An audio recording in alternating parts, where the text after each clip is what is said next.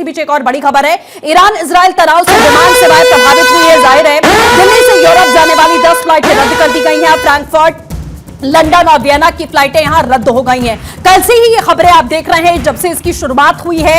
Israel America ने Iran पर हमला किया, उसके बाद गल्फ कंट्रीज पर भी जो विमान सेवाएं हमारी संचालित रहती हैं उसे यहां बंद करने का ऐलान कर दिया गया था। और उसके बाद अब खबर है कि दिल्ली से यूरोप जाने वाली जो फ्लाइटें हैं उन्हें भी यहां रद्द कर दिया गया है, क्योंकि सभी जगहों पर खतरा इस समय मंडरा रहा है। गल्फ कंट्रीज ने भी आपने देखा कैसे एयर स्पेस यहां बंद करके रखा हुआ है, क्योंकि ईरान जिस तरीके के हमले कर रहा है उसका कोई भरोसा नहीं कि आगे वो क्या एक्शन लेगा। तो वहीं कतर के गृह मंत्रालय का स्टेटमेंट सामने आया है। ईरानी हमलों में 16 लोग घायल हुए हैं। कतर का यह बयान सामने आया क्योंकि आप देखें ईरान ने जो अमेरिकी मिलिट्री बेस है उन पर यह अटैक किया, जिसके बाद अब 16 लोग घायल हुए हैं। ये कतर की तरफ से स्टेटमेंट दिया गया। बहरीन पर भी हमला किया था। अब देखिए किस तरीके से ईरान की बौखलाहट नजर तो आ रही है, लेकिन जो बात हम कह रहे हैं कि आखिर ईरान का क्या होगा। फिलहाल जो कतर के गृह मंत्रालय उनका स्टेटमेंट सामने आया है। सर आप ही के पास आते हुए, क्योंकि इससे पहले जो मेरी सहयोगी सृष्टि आपसे सवाल पूछ रही थी उसका भी जवाब दीजिएगा।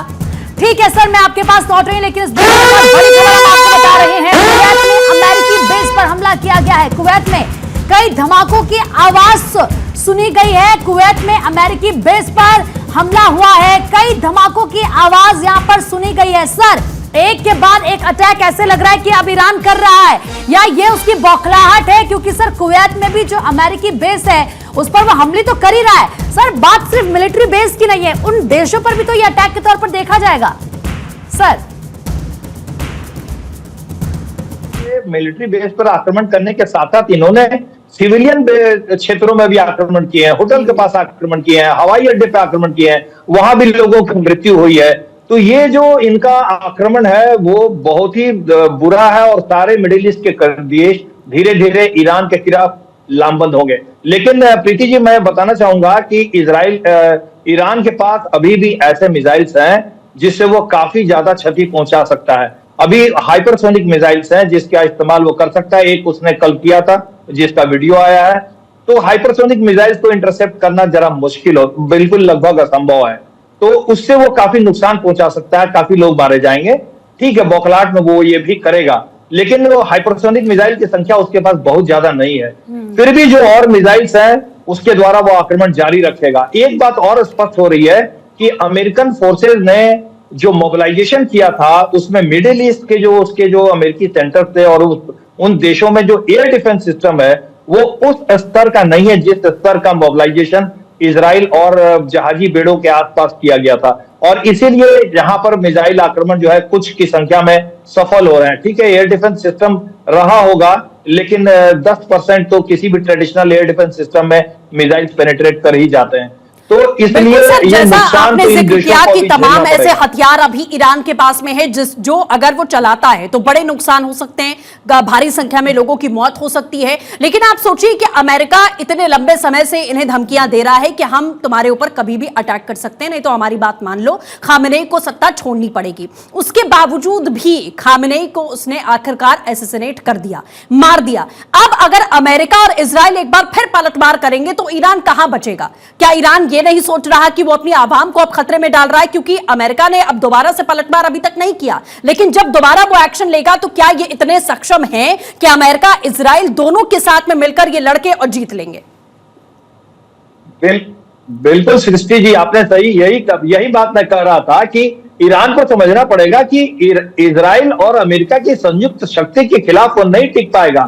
उसके काफी लोग मारे जाएंगे। अगर वो अपने नागरिकों की चिंता करता है तो इस समय उसको युद्ध विराम की तरफ सोचना चाहिए, नहीं तो बहुत ज्यादा नुकसान होगा ईरान में। आप कुछ मिसाइल मार लोगे, कुछ देशों को नुकसान पहुंचाओगे, कुछ नागरिक, लेकिन पूरा ईरान इसमें तबाह हो जाएगा। अभी देखिए कल सिर्फ एक वेव ऑफ अटैक इजराइल ने किया है 200 जहाजों के साथ, 200 फाइटर्स, 500 से ज्यादा उनके जो मिसाइल्स के सेंटर्स हैं और एयर डिफेंस सेंटर्स हैं उनको तबाह किया गया है, 500 से ज्यादा एक रात में।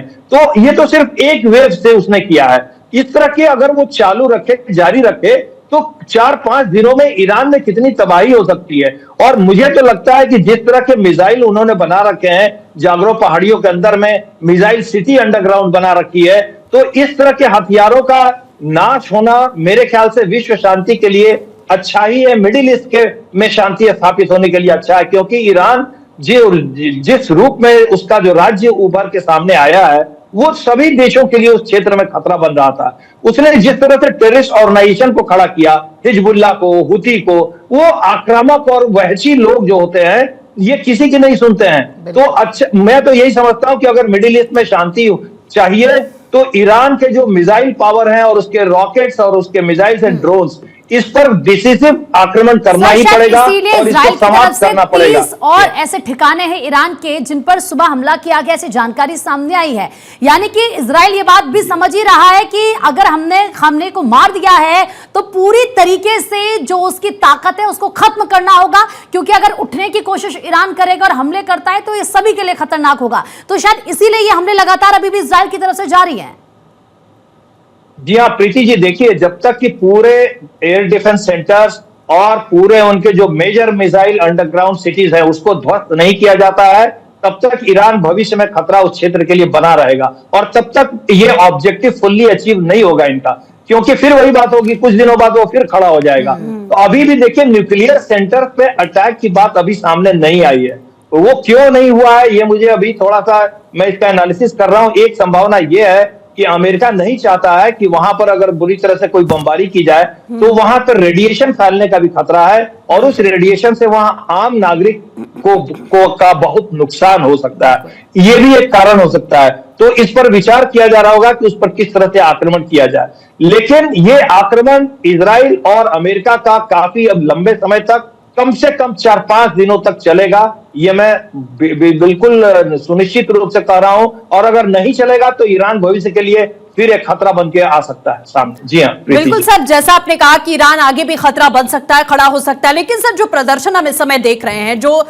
एक तरीके से मातम देख रहे हैं, जब नसरल्लाह को असैसिनेट किया गया था तब भी यही तस्वीरें थी और आज की भी वही तस्वीरें हम देख रहे हैं, लेकिन क्या लग रहा है कि कुछ दिन बाद ये चीजें शांत जाहिर होंगी, हम आपका रुख करेंगे सर। लेकिन जॉर्डन के कई शहरों में इमरजेंसी का ऐलान कर दिया गया है, जॉर्डन में भी इस समय हवाई हमले के सायरन बज रहे हैं। ईरान ने इजराइल पर भी कई मिसाइलें दागी हैं, इजराइल के कई शहरों में सायरन बजाए जा रहे हैं और तेल अवीव में लोग बंकर में जाके छुप रहे हैं। हालांकि इजराइल में लोग बहुत ज्यादा यूज्ड टू हैं कि जब भी सायरन बजे तो उन्हें अपने आप को कैसे महफूज रखना है, क्योंकि इजराइल एक लंबे समय तक युद्ध में रहा। और अभी आप देखिए कि किस तरीके से जॉर्डन के कई शहर हैं जहां इमरजेंसी का ऐलान किया गया है, इंटरनेट सेवाएं बंद हैं, हवाई सायरन्स लगातार बज रहे हैं। ईरान ने इजराइल पर कई मिसाइलें दाग दी हैं और इजराइल के कई शहरों में भी सायरन बजाए जा रहे हैं, लोग बंकर में जाके छुप रहे हैं।